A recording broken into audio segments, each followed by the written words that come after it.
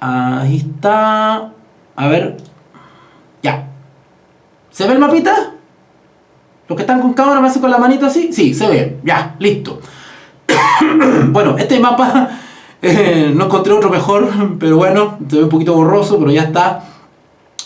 Ustedes, si se dan cuenta, ahí está el mapa que indica los viajes del apóstol Pablo, ¿vale? Los viajes del apóstol Pablo. Bueno, no está muy clarito, pero se lo pueden ver con un mapa que ustedes tengan en su Biblia, pues esto es como referencia nomás, como les digo yo, ¿ya? Pero, ¿qué me interesa de este mapita?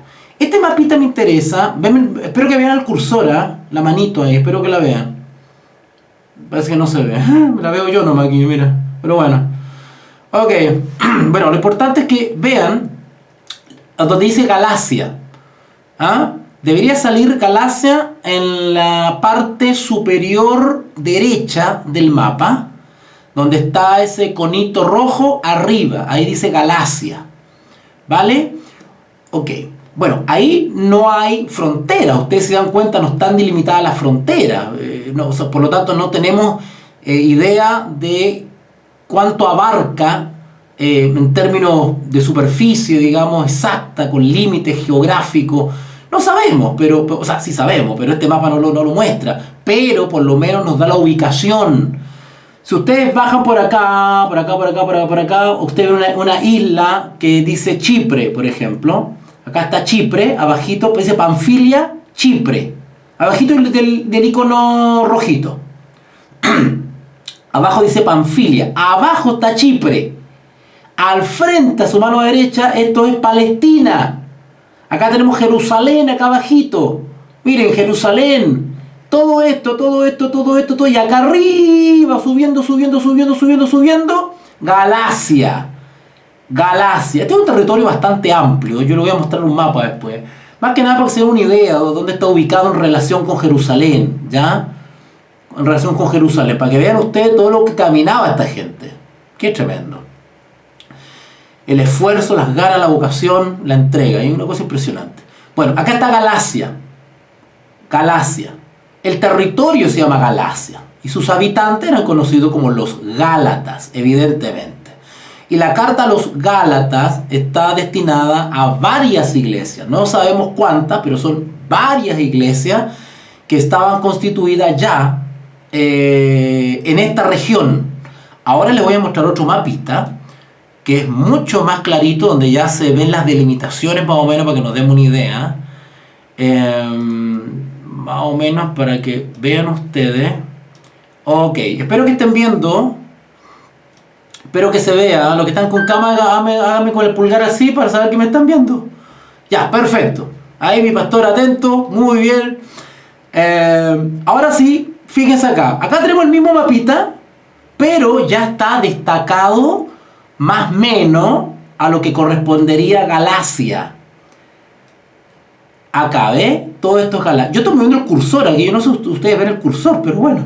Está en verde, ¿ya? Galacia, todo eso que está acá. Y aquí ustedes pueden ver nombres que son súper conocidos. De hecho, cuando estudiamos el don de lenguas, los que estuvieron en la clase del don de lenguas en 1 Corintios, acuérdense que Corintios, nos fuimos a Hechos, capítulo 2, ¿se acuerdan? El don de lengua, el derramamiento del Espíritu, y se acuerdan que la gente estaba impresionada porque cada uno les oía hablar en la lengua en que habían nacido, y pues más abajito nombre, ¿verdad? Dicen el Ponto, Capadocia, Sicilia, Panfilia. Todos estos nombres son súper conocidos bíblicamente.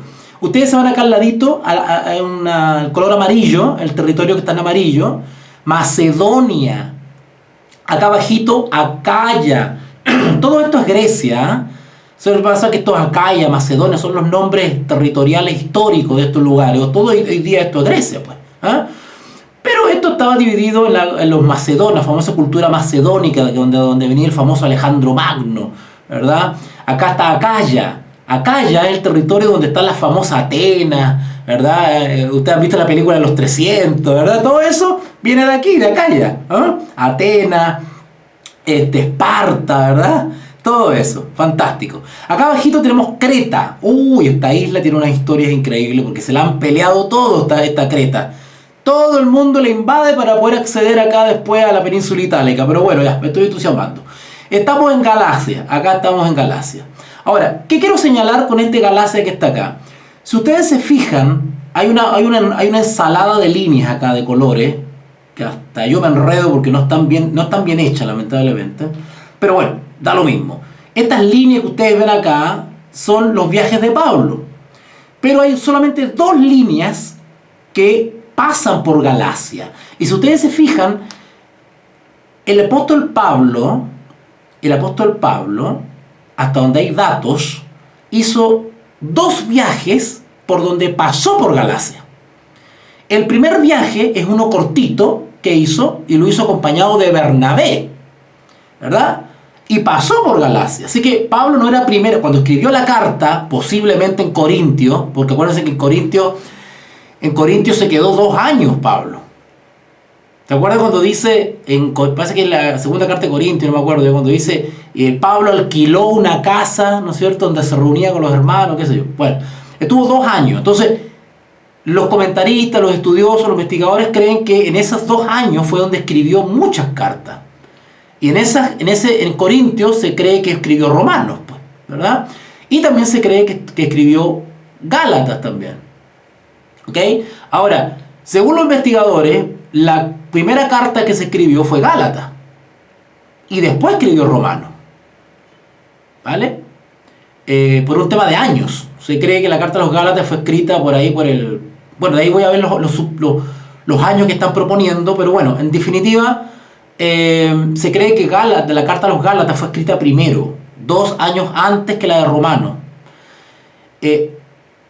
¿Por qué se explica eso? Que justamente Romanos fue escrita para aclarar o para ayudar o motivada por la situación que está viviendo en Galacia. Porque la carta a los Gálatas es una carta que trata especialmente sobre los judaizantes. Los judaizantes habían establecido su teatro de operaciones al sur de Galacia y parte de Asia. Ustedes lo pueden ver al ladito en celeste, parte de Asia y parte de el sur de Galacia, Listra, Derbe, Iconio, ¿verdad? Pisidia, todos esos nombres que son súper conocidos, ustedes conocen eso. Y los judaizantes estaban haciendo de la suya y estaban provocando algunos estragos en las iglesitas de Galacia. Ya vamos a explicar qué estragos estaban provocando. Y Pablo justamente escribe carta a los Gálatas para volver al carril a las iglesitas que se estaban yendo con la onda de los judaizantes. ¿Ya? Estaban retrocediendo, por decirlo así, en su experiencia de fe. Y Pablo le dieron las orejitas a los Gálatas. ¿Ah? Ya vamos a leer eso en el capítulo 1. Había empezado por la fe y vas a terminar por la carne. ¿Cómo es eso? Y los habían retado a los Gálatas con mucho cariño, como siempre Pablo. Y entonces, claro, motivado por esas molestias que estaban causando los judaizantes en las iglesias, Pablo, se dice, los estudiosos en esto, dicen que Pablo se anima efectivamente a escribir a los romanos para que no se repita lo que pasaba en Galacia. ¿Y qué hace Pablo? Expone la justificación por la fe de una manera más amplia, más profunda en Romanos. Bueno, los que estudiamos Romanos ya saben ustedes a lo que nos referimos, pero Pablo hace esa tremenda exposición doctrinal de la justificación por la fe, aprovechando una carta a los romanos, pero al mismo tiempo sabía que esa exposición completa de la justificación por la fe iba a servir en términos generales a todas las iglesias. ¿Por qué? Hacía falta por los problemas que estaban en Galacia. ¿Vale? En Galacia habrían necesitado una carta a los romanos. ¿Vale? Así que por eso ahora se entiende desde el punto de vista pedagógico, se considera a Romanos y a Gálatas como cartitas complementarias, porque tratan de los mismos temas. Pablo defiende la justificación por la fe en Gálatas debido a la obra de los judaizantes. Pero luego saca Romanos, donde es una ampliación de la justificación por la fe y la expone como un tratado que hace. ¿Vale? Pero motivado por lo que estaba pasando en Galacia. Bueno, eso es lo que los comentadores a grandes rasgos están mencionando. ¿Qué otra cosa quiero contarles acá de este mapa? Si ustedes se fijan, al sur de Galacia tenemos varios nombres. Tenemos Derbe, tenemos Listra, tenemos Iconio. Bueno, ustedes cuando lean Hechos de los Apóstoles se van a encontrar con Derbe, lo que pasó ahí. Se van a encontrar con Listra, lo que pasó acá. Bueno, anécdotas muy simpáticas aquí. En Iconio, en Pisidia, todo esto que está acá, ¿ya? Ahora, el apóstol Pablo, si bien entró a Galacia, pero no fue a toda Galacia. Solamente él realizó su ministerio al sur de Galacia. Ojo con eso. Ahora ustedes se preguntarán, bueno, ¿y por qué no se fue más lejito? Oh, claro que Pablo quería ir más lejito, si Pablo quería ir hasta España. Pero recuerden que Pablo era inspirado por el Espíritu Santo. El Espíritu Santo, él tenía tal entrega y confianza en la voluntad de Dios, es decir, su voluntad estaba rendida a la del Señor, que él con paciencia esperaba día a día la dirección del Señor. ¿Vale? Entonces había lugares en los cuales a él se le impedía providencialmente de ir o no ir a algún lugar.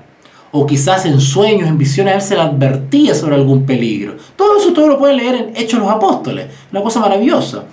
Entonces, bueno, la providencia del Señor llevó a que Pablo solamente sembrara semillas en el sur de Galacia. ¿Ya?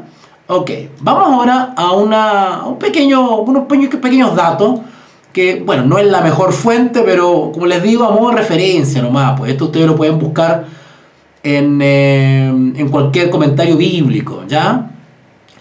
Acá tenemos Wikipedia, que no es santo de mi devoción, pero estuve mirando y tiene datos bien interesantes, bien bonitos, y como les digo, nos puede servir de referencia.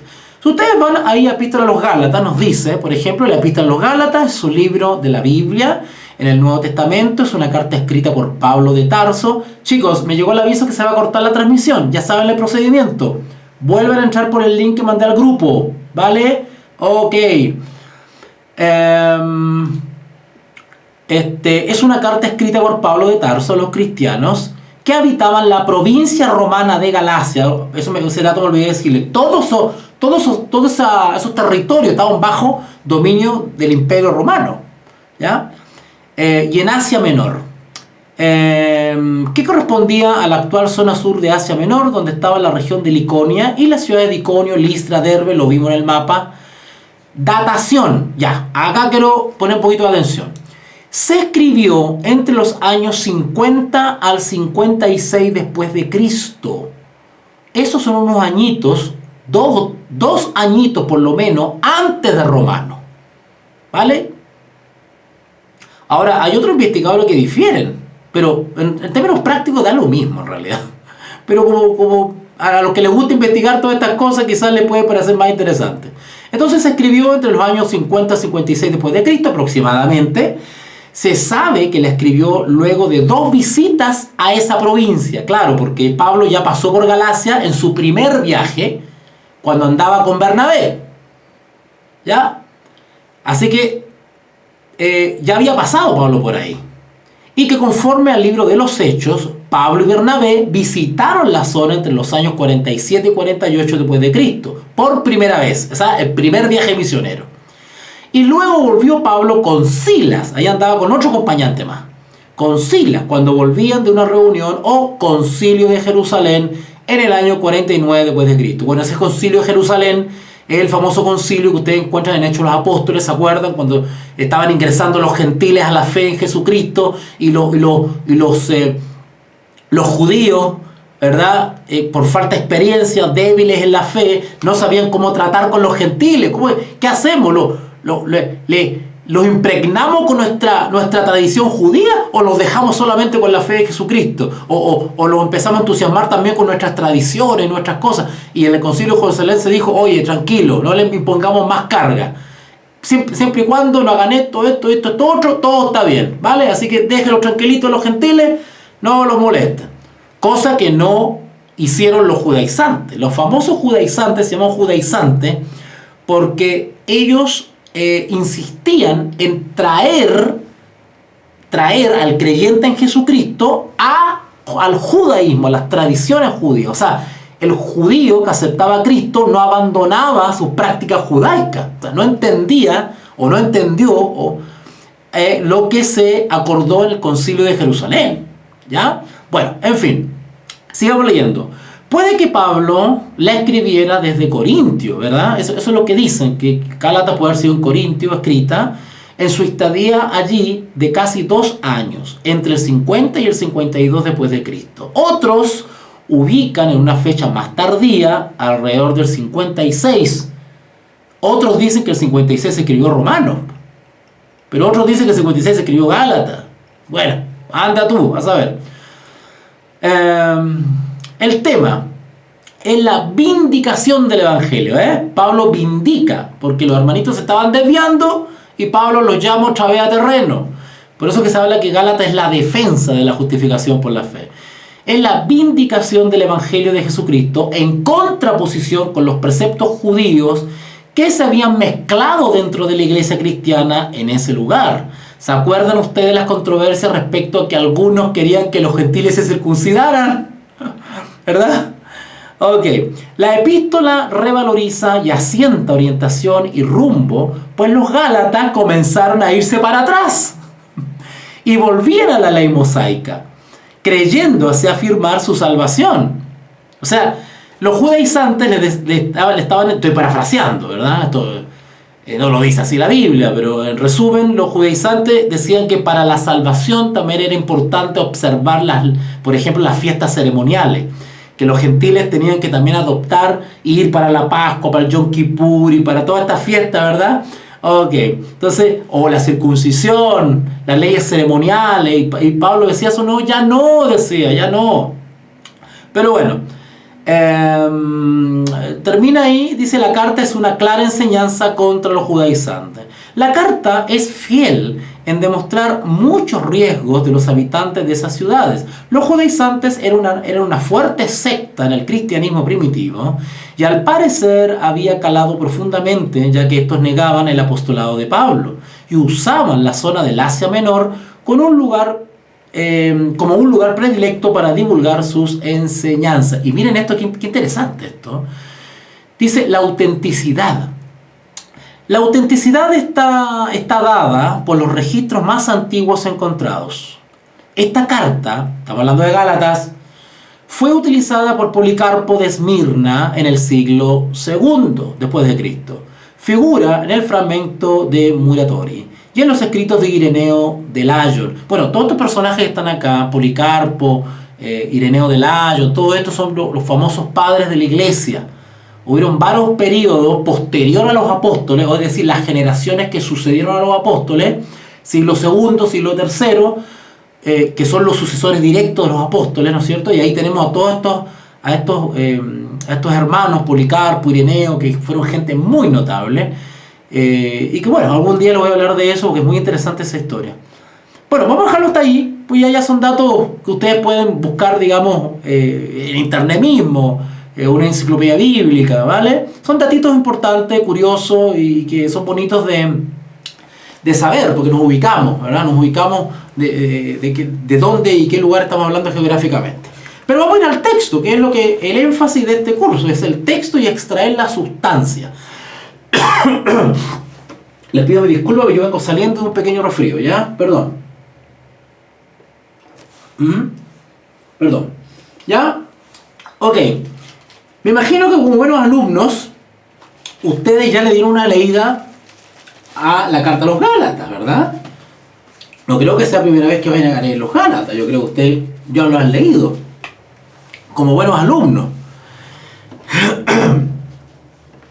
Bueno, las cartas de Pablo se caracterizan porque él siempre se presenta. Muy educado Pablo, ¿vale?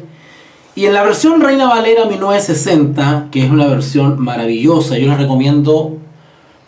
recomiendo que ustedes puedan algún día este libro, ay, no se ve, a ver, ahí, bueno, le voy a mandar la foto por el WhatsApp. Es un librito, a ver si se ve ahí se ve. Ahí se ve. Vamos a acercarlo un poco. Ahí se borra. Ya, que lo tengo con un efecto ahí Bueno, es un libro que se llama Casidorio de Reina. Aquellos que lo quieren leer Pueden buscarlo en cualquier librería cristiana, especialmente la Cruzada Literatura Cristiana, CLC creo que se llama. En Santiago está ahí en Amunati con la Alameda, a la vuelta de la Torre Entel. Bueno, se los puedo dar por WhatsApp esos datos. Bueno, hay un librito maravilloso donde habla la historia de Casidorio de Reina. Por eso que la Biblia se llama Reina Valera, viene de Casidorio de Reina, ¿verdad? Es una historia increíble. Es una Dios en su providencia nos ha ayudado al mundo hispano y usó estos grandes hombres de habla hispana para poder tener una Biblia en español. Así que hay una historia increíble esa. Bueno, la Reina Valera 1960, en el capítulo 1 de Gálatas, comienza una salutación. Y Pablo se identifica. Yo quiero decir algo acá. Acuérdense que cuando le apóstol de Jesucristo, ni por hombre, no por hombre, ni por hombre. Así que a mí no me asusta el estatus que tenga algún religioso en esta tierra. De hecho, le pasó a Lutero. Lutero en el concilio de Worms, y lo vamos a ver en octubre cuando hagamos las conferencias sobre Lutero.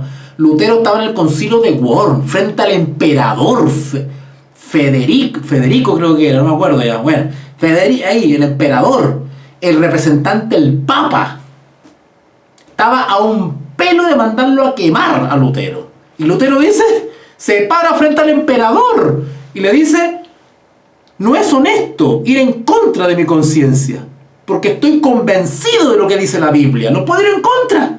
¿Cómo me puedo retractar de algo que sé que es verdad y que lo he entendido? No puedo ni quiero retractarme, Dios me ayude. O sea, él dio testimonio de entregarse a la fe, a Cristo por la fe, que se haga lo que Dios quiera, ya está, frente al emperador.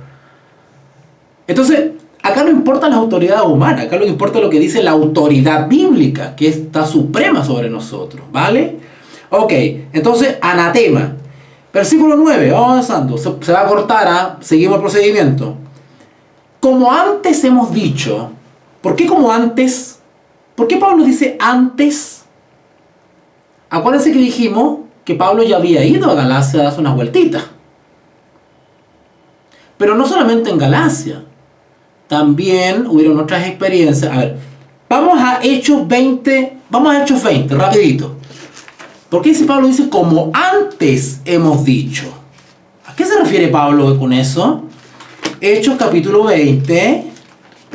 Vamos para allá, rápido. Hechos capítulo 20, versículo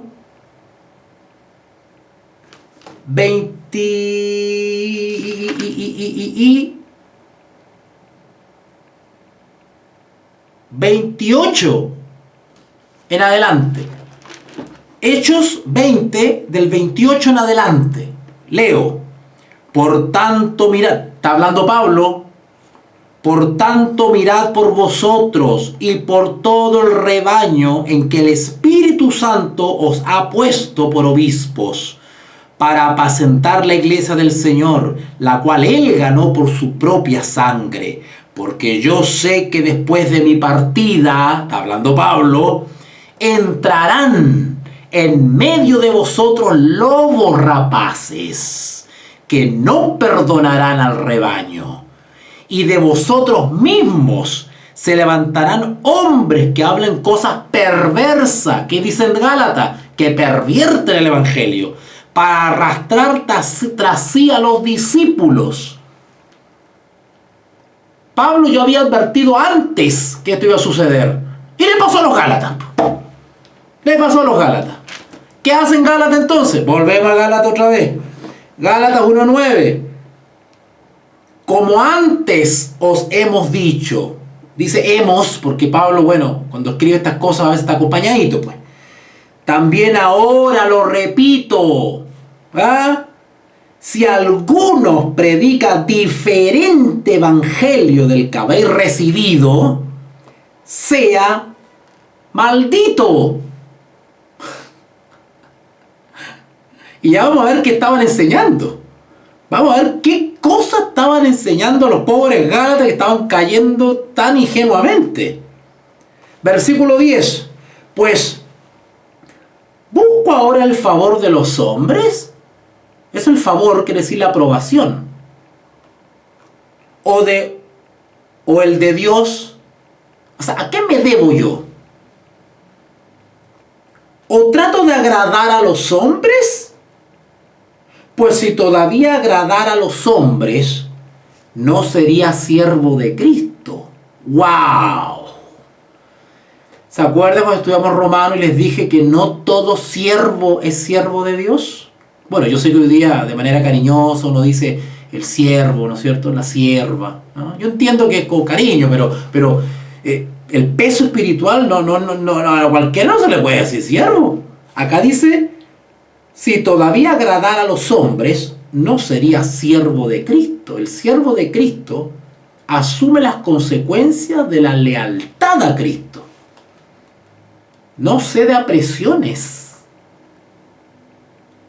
Caso contrario, se llama corrupción por cobardía. Entonces, el siervo de Cristo se asume que tiene una calidad, una reserva moral o un testimonio poderosísimo, un testimonio personal poderoso. Cuando digo poderoso no me refiero a hechos sobrenaturales, me estoy refiriendo a honestidad, integridad, que camina y habla en verdad. Ese es alguien íntegro, un siervo, que procura, tiene toda la intención de andar en los caminos del Señor. Analiza la realidad a la luz de la ley de Dios y los principios del Señor. ¿Vale? Ese es un siervo. ¿Ok? Si ustedes van a Gálatas 6:14, adelantémonos un poquitito, Gálatas 6:14, hay unos textos que complementan un poquitito este que leímos recién, y dice, estad pues firmes, ceñidos, no, me equivoqué, estoy leyendo Efesios, ay Señor, ya quiero hacer el curso de Efesios.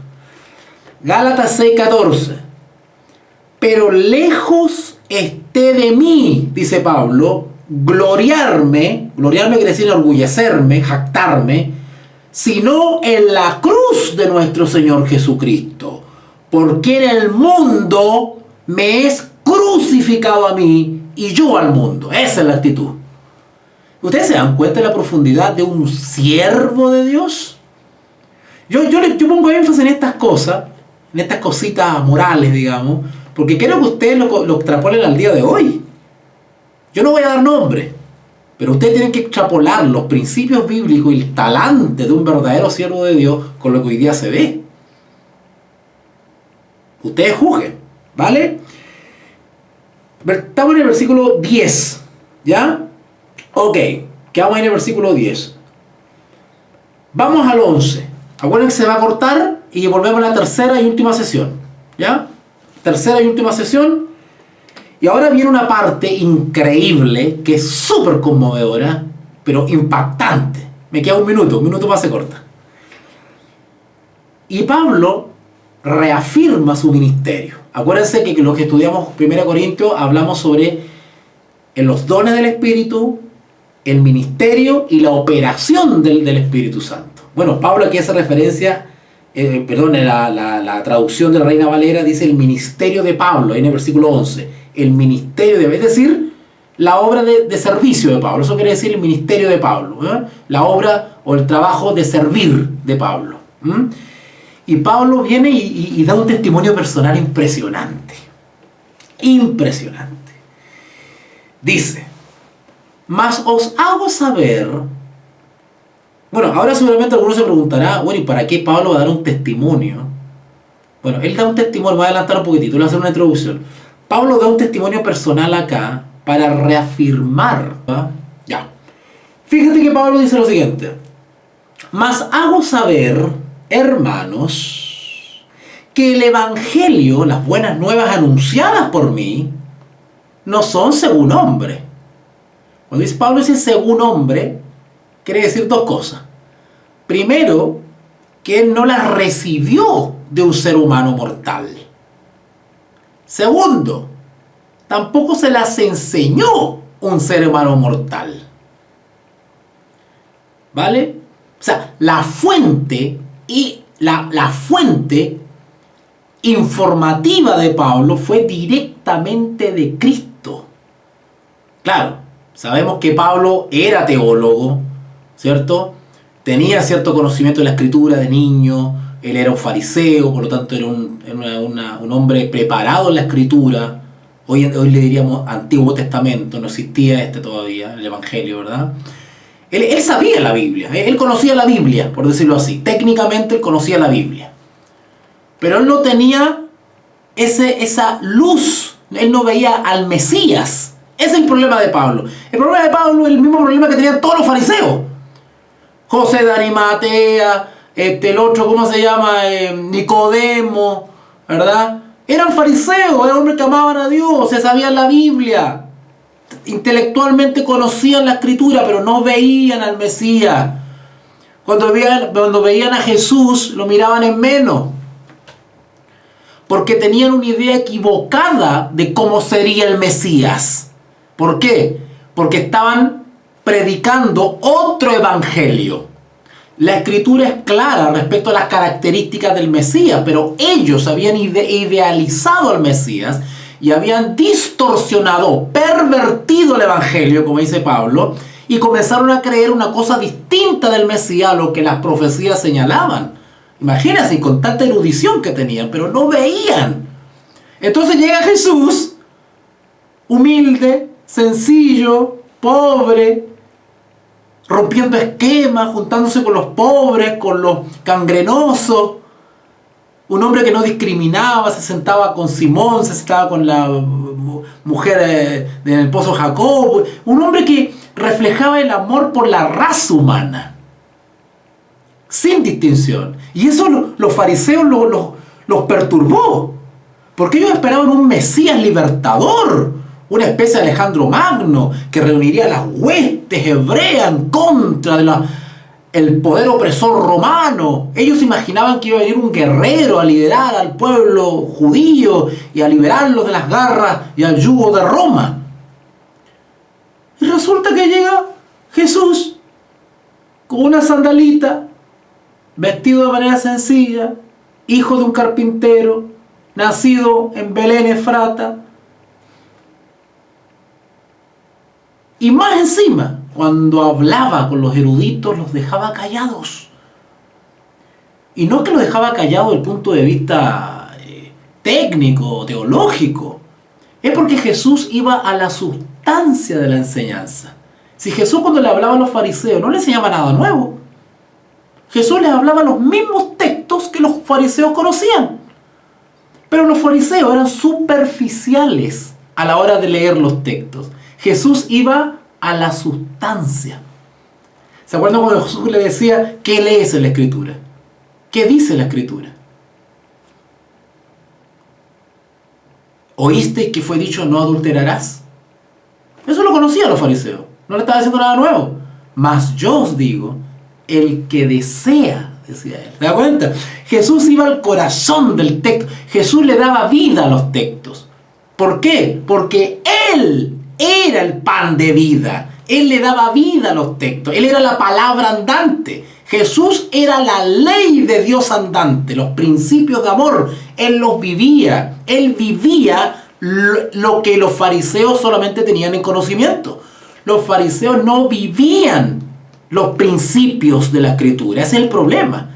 Basaban su religión en formas exteriores, ritos, ceremonias, liturgia, una estética. Pero los principios del Evangelio estaban abandonados. Y Jesús vino a restaurar eso. No vino a abolir nada. Jesús no vino aquí a dar borrón y cuenta nueva, ¿no? Oseas ya no corre, Malaquías ya no corre, los libros de Moisés ya no corren. Jesús no vino a hacer eso porque todos esos libros del Antiguo Testamento eran inspirados por Dios, por su Padre, por el Espíritu Santo. ¿Cómo iba a venir a ir a dar borrón y cuenta nueva a todo el texto? Jesús no vino a abolir nada. Jesús vino a vindicar los principios del Evangelio que habían sido abandonados, oscurecidos por la tradición y y la ceremonia. Jesús no estaba en contra del judaísmo como tal, sino que Jesús le vino a dar sentido a esos símbolos. El santuario, los ritos, esto otro, todo eso tenía un símbolo espiritual que había sido abandonado.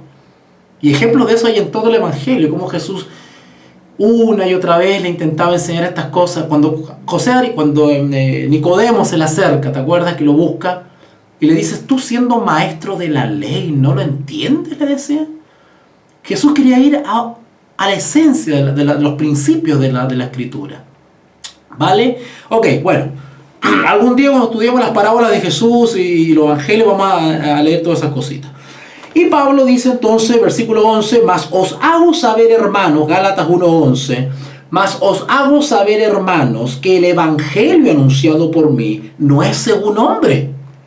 Pues yo ni lo recibí ni lo aprendí de hombre. ¡Wow! Ahora estamos entendiendo por qué el versículo 1 dice, Pablo, apóstol, no de hombres ni por hombres, sino por Jesucristo. Ahora entendemos. Mas os hago saber, hermano, el 11, que el evangelio anunciado por mí no es según hombre, pues yo ni lo recibí ni lo aprendí de hombre alguno, sino por revelación de Jesucristo. ¿Revelación? A ver, aclaremos algo. Pablo ya conocía la Escritura. Era capo. En buen chileno era capo, era seco en la Escritura. Pero le faltaba, ¿no es cierto?, el discernimiento. Ver. ¿Se acuerdan cuando lo que estudiamos Romanos 7? Lo que era vida para mí me resultó para muerte, decía él. Pero veo otra ley que está en mí. Y Pablo empezó a tener todo un entendimiento. Ahora cobraban sentido la Escritura. Al ver a Jesús de Nazaret como al Mesías, cobró nueva significación todo lo que había aprendido. ¿Vale? Pero ¿por qué dice por revelación de Jesucristo? La palabra revelación quiere decir descubrir, develar. Es como que usted lo hubiese tenido como una venda, literalmente una venda, y de repente se la sacan y usted ve las cosas como eran. Es como cuando, ¿han visto ustedes esos videitos cuando muestran a los niñitos que, por ejemplo, que son sorditos y por primera vez en la vida le ponen un microfonito y empiezan a escuchar los sonidos? No sé si le han visto la carita a ustedes. Una cosa como que descubren el mundo. Una cosa que empiezan a escuchar por primera vez el sonido de los pajaritos. Es una cosa tremenda. Bueno, cuando Pablo dice sino por revelación, revelación quiere decir un descubrimiento. Pablo nació de nuevo. Pablo nació... Esto es tan fuerte lo que le pasó a Pablo, que Pablo llega a decir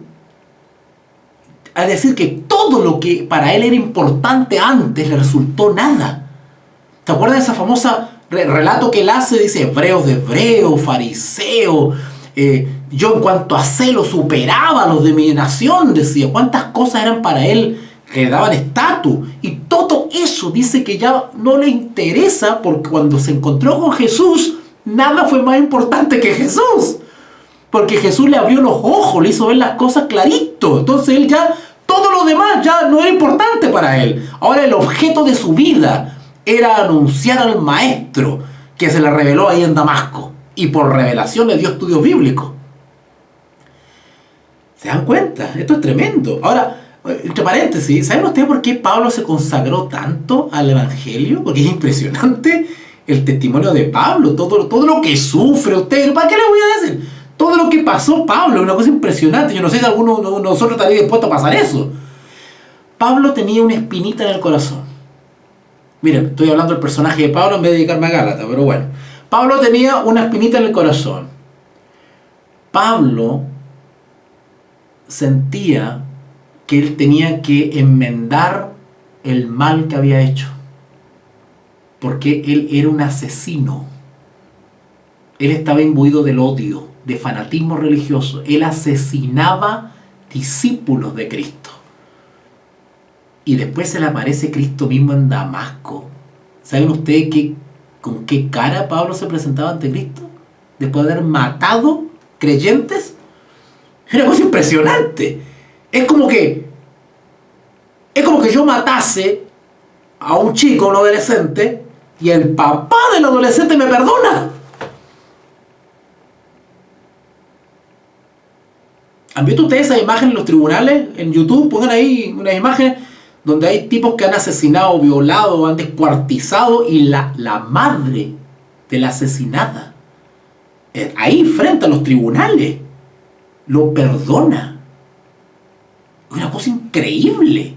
Y el asesino se conmueve y llega a llorar frente ahí a los tribunales, donde él esperaba que la madre le deseara mal, porque en los Estados Unidos existe la opción de que las víctimas les pueden dirigir unas palabras al acusado. Entonces la gente le dice: maldito, te va a podrir en el infierno, y le dicen cosas, y de repente sale una y le dice: te perdono.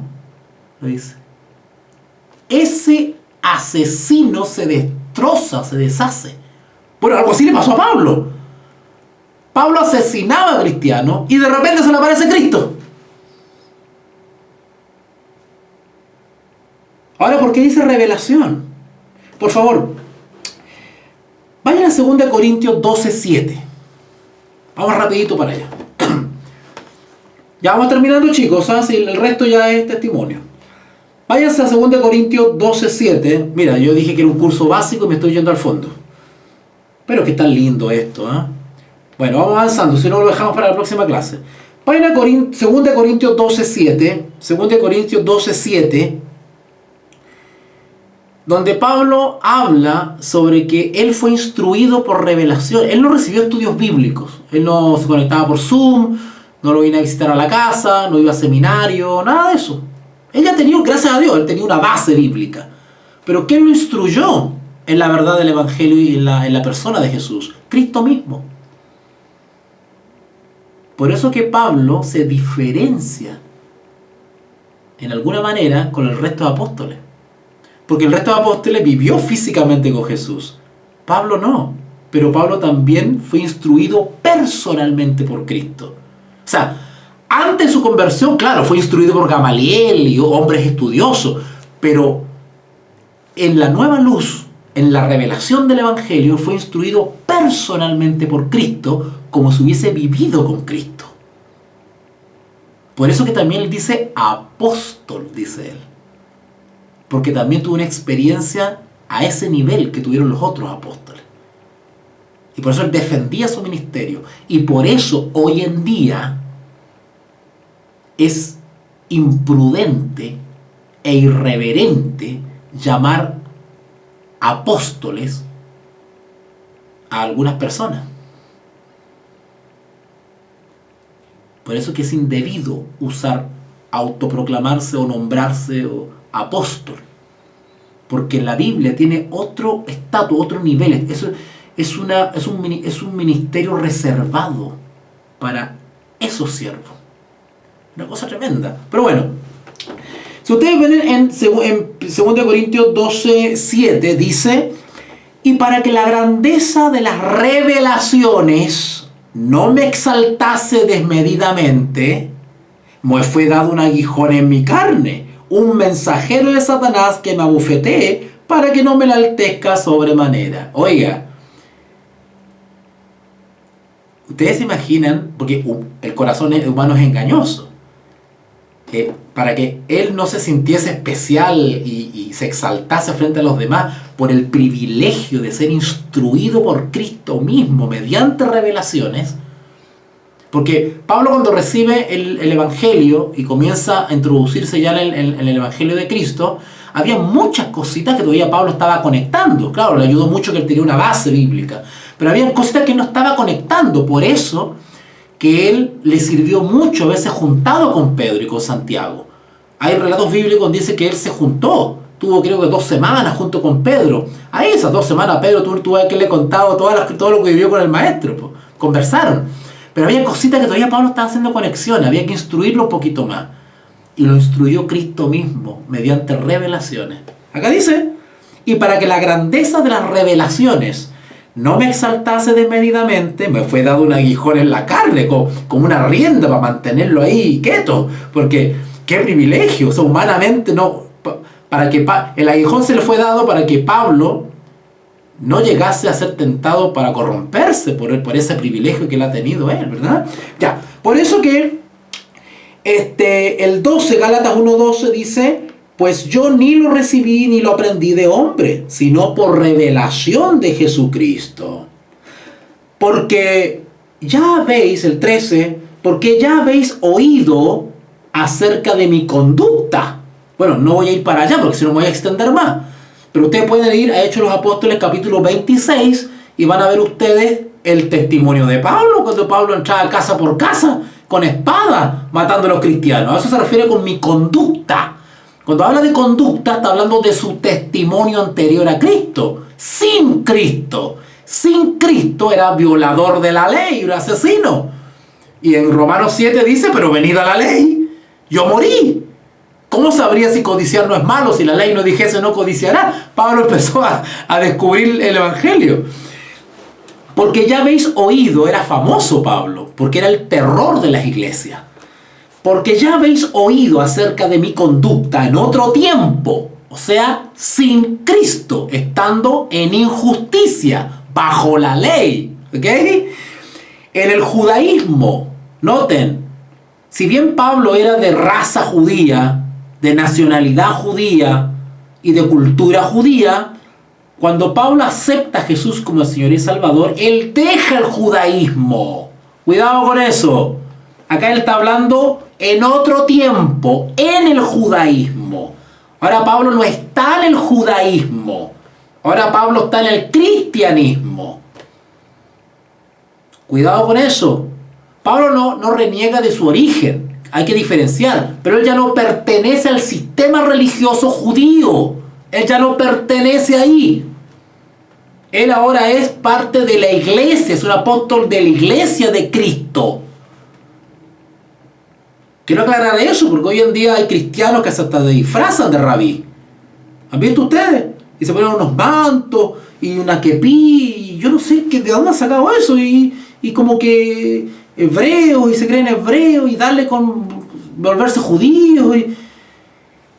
Esas personas que están en eso, y son respetables, a mí que cada cual viva su religión como se le dé la gana, eso no es problema mío. Mi problema está en enseñar la escritura. El que entiende y el que no sé yo. Pero esas personas que están en esa experiencia de asumir una actitud judaica y son adeptos al judaísmo y hay una obsesión ahí con Israel, toda esa gente se está deslizando hacia el camino del judaicismo. No judaísmo, ojo, judaicismo. O mesianismo se conoce también. Y justamente la carta a los Gálatas amonesta contra eso. Pero hoy en día lo tenemos otra vez. Y ahí andan cristianos entusiasmados con los judíos. Y Pablo justamente en la carta a los Gálatas amonesta contra eso. De volver atrás. Pablo dice: ¿por qué vuelven para atrás? Por favor. Ay, Señor mío, podría estar toda la noche acá, pero no voy a aburrir más. Vamos a terminar. Fíjense ustedes en Gálatas capítulo 3. Gálatas capítulo 3. Miren cómo Pablo les dice a los creyentes en Jesucristo que dale con el judaísmo. Gálatas capítulo 3, versículo 1. Oh, Gálatas insensatos, ¿quién os fascinó o hechizó, dice algunas versiones, para no obedecer a la verdad? A vosotros, cuyos ojos Jesucristo fue ya presentado claramente entre vosotros como crucificado. Esto solo quiero saber de vosotros. ¿Recibisteis el Espíritu por las obras de la ley? Hablando de las leyes judaicas, de la ley mosaica, las ceremoniales, las fiestas judías, la circuncisión. ¿O por el oír con fe? La fe en el Mesías, Jesucristo. ¿Tan necios sois? Habiendo comenzado por el Espíritu, ¿ahora vas a acabar por la carne? Es decir, mediante las obras religiosas o las formas religiosas del judaísmo. Tantas cosas habéis padecido en vano, tantas cosas hemos sufrido como iglesia, nos han perseguido los judíos, estamos en la diáspora, andamos escondidos reuniéndonos en las casas, tanto hemos sufrido, no han aprendido nada ustedes. ¿Tantas cosas habéis padecido en vano? Si es que realmente fue en vano.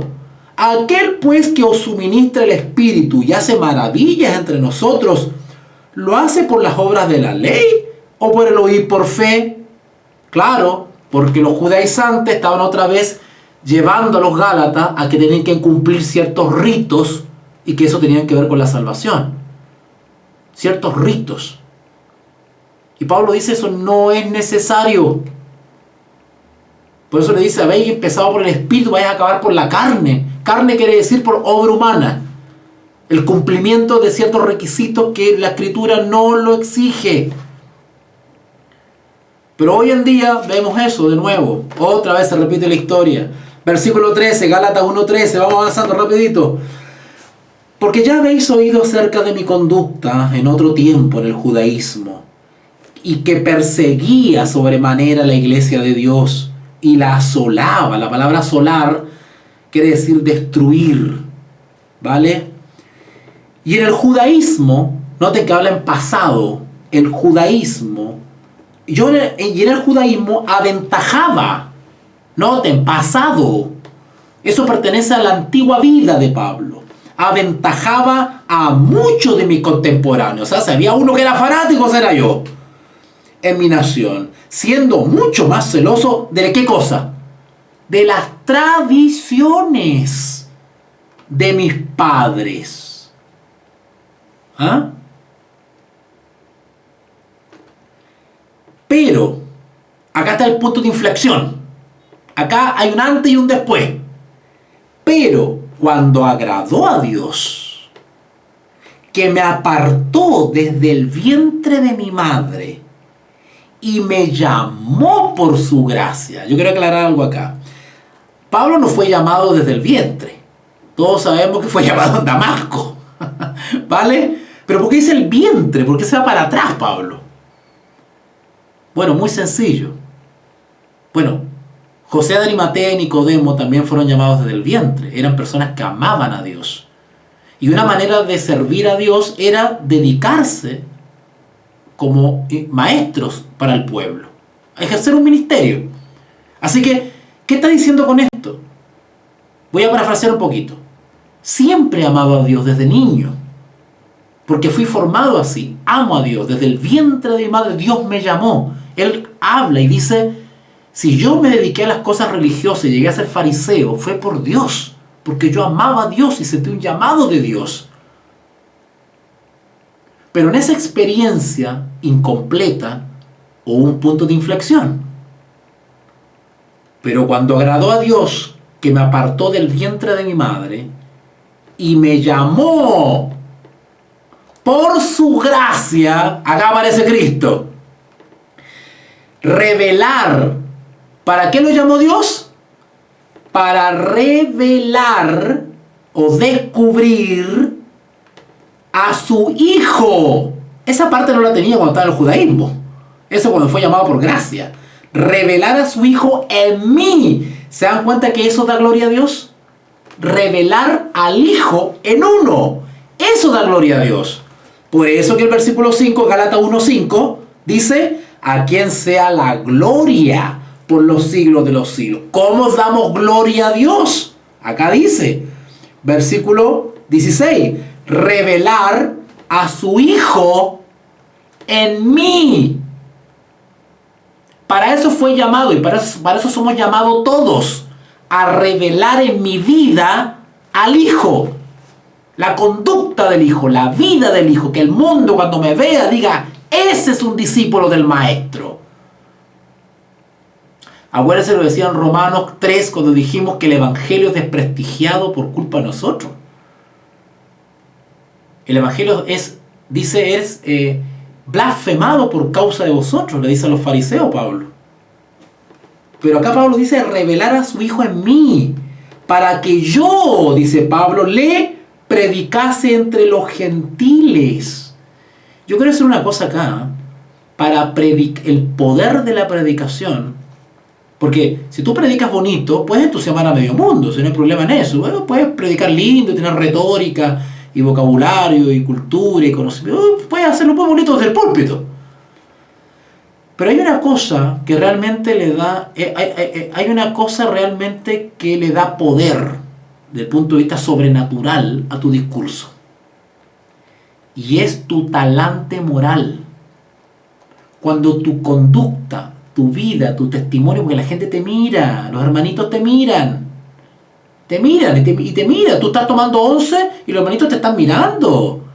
Por eso tu costumbre, tu gesto, tus ademanes, tu educación, los hermanitos te están mirando. No estoy diciendo que vivamos pendientes de lo que piensan de nosotros, hay cosas que no podemos evitar, pero me refiero a que la conducta, la vida transformada debe ser algo voluntario, natural, no fingido. Lo que le da poder a la predicación desde el punto de vista sobrenatural es el talante moral del mensajero. Porque la predicación va acompañada de una vida consecuente. Si yo soy el santurrón en las reuniones y en la feria soy el roto del pasaje y tengo actitudes que no son de un hijo de Dios, yo estoy blasfemando el Evangelio. Versículo 16, revelar a su Hijo en mí, para que yo le predicase entre los gentiles. Pablo era el instrumento idóneo para ir a los gentiles. No consulté enseguida con carne y sangre. Bueno, acá repito otra vez la premisa de que él no recibió el Evangelio de hombre ni para hombre. Cuando él recibió el Evangelio y fue instruido por Cristo mismo, por revelación, él no tenía duda alguna. Por lo tanto, él recibió un llamado directo de Jesús y no le iba a pedir autorización ni a Pedro, ni a Santiago, ni a Marco, ni a Lucas. Él no iba a esperar que Pedro lo autorizase. Por eso que él dice acá, no consulté enseguida con carne y sangre. Carne y sangre quiere decir otras personas. Ni subí tampoco a Jerusalén a los que eran apóstoles antes que yo. Ojo, aquí no está faltando el respeto a los apóstoles. Él lo que está enseñando acá es un principio de convicción que él tenía, que su deber ético, moral, religioso para con el Evangelio su lealtad estaba con Jesucristo. Por eso que él le pone énfasis acá, dice, no subí a Jerusalén a los que eran apóstoles antes que yo, sino que fui a Arabia y volví de nuevo a Damasco. Algunos han especulado respecto a este viaje a Arabia, y algunos dicen, bueno, ¿y Pablo qué fue a hacer a Arabia? Él fue a Arabia después de pasar la experiencia con Cristo en Damasco, en el camino a Damasco, donde se le aparece el Señor. Bueno, días después, ¿verdad? Él recobra la vista, por eso ustedes la historia es Ananías, ¿verdad? Contactado en visión, le revuelve la vista a Pablo, y Pablo, con esta nueva experiencia, dice, necesito un retiro, necesito un tiempo, quiero reflexionar sobre mi ministerio, porque se me viene. ¿Por qué Pablo pensaba así? Estoy parafraseando. ¿Se acuerdan ustedes cuando Pablo le dice a Ananías, no temas, le dice, porque este es instrumento para mí, instrumento útil, y yo le enseñaré todo lo que tendrá que sufrir por mí? O sea, a Pablo se le venía y él necesitaba una consagración y una concentración en lo que ya el Señor le estaba revelando lo que venía para él. Él ni se imaginaba que iba a ser colgado de una pared, que lo iban a azotar, que lo iban a confundir con dioses, que lo iban a meter preso, que iba a terminar en Roma. Eso todavía ni se lo imaginaba todavía, pero ya el Señor le dijo, instrumento útil me este, y he de enseñarle cuánto a sufrir por mí, ¿verdad? ¿Qué hizo Pablo? Bueno, no tenemos datos históricos ni bíblicos respecto a qué fue a hacer Arabia. Arabia es una región muy lejos de Palestina, pero acá dice que se fue a Arabia. Ahora, los estudiosos dicen, hay dos opciones. Primero dicen que Pablo inmediatamente se fue a predicar y a evangelizar a una región lejos.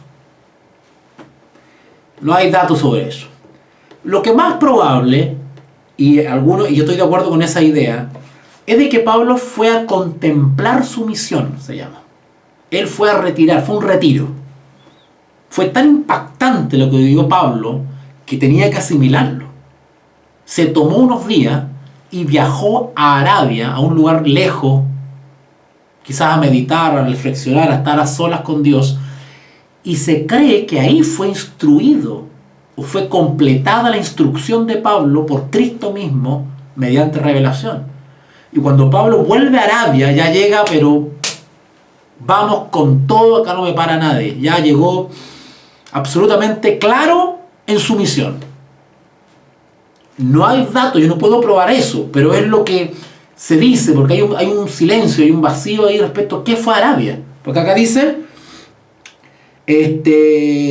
versículo 17, Gálatas 1:17, ni subía a Jerusalén a los que eran apóstoles. O sea, cuando Cristo se la revela, lo primero que uno piensa, ay, voy a ir a juntarme con los apóstoles, pues. No, lo primero que hizo fue ir a meterse a Arabia, sino que fui a Arabia y volví de nuevo a Damasco. Punto, no hay más luz. Después, pasados 3 años, noten, 3 años, recién fue a Jerusalén para ver a Pedro. ¡Wow! ¡Ay, Señor mío! ¿Cómo tener acá la película? Que no necesitaba de Pedro, porque estaba clarito enseñado por Cristo. Por eso que él dice, yo no fui instruido, para que no se diga que Pedro me enseñó. Con todo el cariño que le tengo a Pedro, pero a mí no me digan que yo vengo de Pedro, o vengo de Lucas, o vengo de Santiago. Yo vengo de Cristo. Y por eso él aclara, cuando yo recibí a Cristo, no fui inmediatamente a Jerusalén a encontrarme con los apóstoles, que era lo lógico. No, yo me fui a Arabia. Y después de 3 años recién me encontré con Pedro.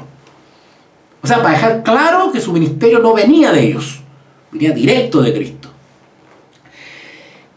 Versículo 18, entonces, pasados 3 años, subí a Jerusalén para ver a Pedro. Recién se encontró con Pedro. Y permanecí con él 15 días.